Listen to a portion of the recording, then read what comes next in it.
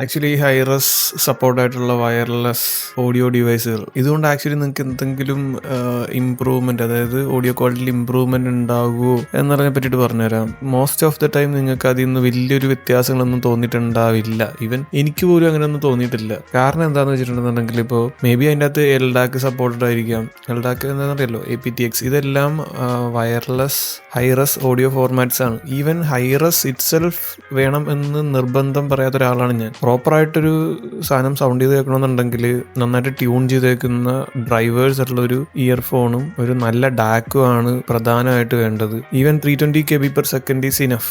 ഒരു നോർമൽ ലിസണർക്ക് അത് തന്നെ ഇനഫ് ആണ്. അതിനപ്പുറത്തേക്ക് പോകണമെന്നൊന്നും ഞാൻ നിർബന്ധം പിടിക്കാത്ത ഒരാളാണ്. അപ്പോൾ നമ്മുടെ ഈ വയർലെസ് ഓഡിയോ ഡിവൈസുകളിൽ എൽഡാക്ക് ഉണ്ടായിരിക്കാം, APTX ഉണ്ടായിരിക്കാം, LHDC ഉണ്ടായിരിക്കാം, എന്തുണ്ടെന്ന് പറഞ്ഞിട്ടുണ്ടെന്നുണ്ടെങ്കിലും at the end of the day properly tune ചെയ്യാത്തൊരു ഡിവൈസ് ആണ് അതെന്നുണ്ടെങ്കിൽ, അതായത് TWS ആണ് അതെന്നുണ്ടെങ്കിൽ ഇതൊക്കെ ഉണ്ടായിട്ട് ഒരു കാര്യമില്ല. മേ ബി ആ TWS ഈ എൽഡാക്ക് കോഡൊക്കെ ഡീകോഡ് ചെയ്യുന്നുണ്ടായിരിക്കും, പക്ഷേ ആ ഒരു സൗണ്ട് സിഗ്നലിനെ പ്രോപ്പറായിട്ട് അതിന് റെപ്രസെന്റ് ചെയ്യാൻ പറ്റില്ല. കാരണം വെച്ചിട്ടുണ്ടെങ്കിൽ അതിൻ്റെ അകത്തിരിക്കുന്ന ഡ്രൈവേഴ്സ് ഉണ്ടല്ലോ, അത്ര കേപ്പബിൾ ആയിട്ടുള്ളതായിരിക്കില്ല. അതുപോലെ തന്നെ ഈ ഡ്രൈവറിനെ പവർ ചെയ്യുന്ന ഡാക്ക് ഉണ്ടല്ലോ, ആ ഒരു ചെറിയ സ്പേസ് ഇരിക്കുന്ന ഒരു ചെറിയ ഡാക്കാണ് ഇതിനൊക്കെ പവർ ചെയ്യുന്നത്. അതും അത്രയും ചെറിയ പവറിൽ ആണ് ഇത് ചെയ്യുന്നതൊക്കെ. അപ്പൊ അതിന് ഒരു വയേർഡ് ഓഡിയോയിൽ നിന്ന് കിട്ടുന്ന ആ ഒരു സാധനം ഉണ്ടല്ലോ, അത് കിട്ടൂല. അത് എത്ര ശ്രമിച്ചെന്ന് പറഞ്ഞാലും അത് കിട്ടൂല.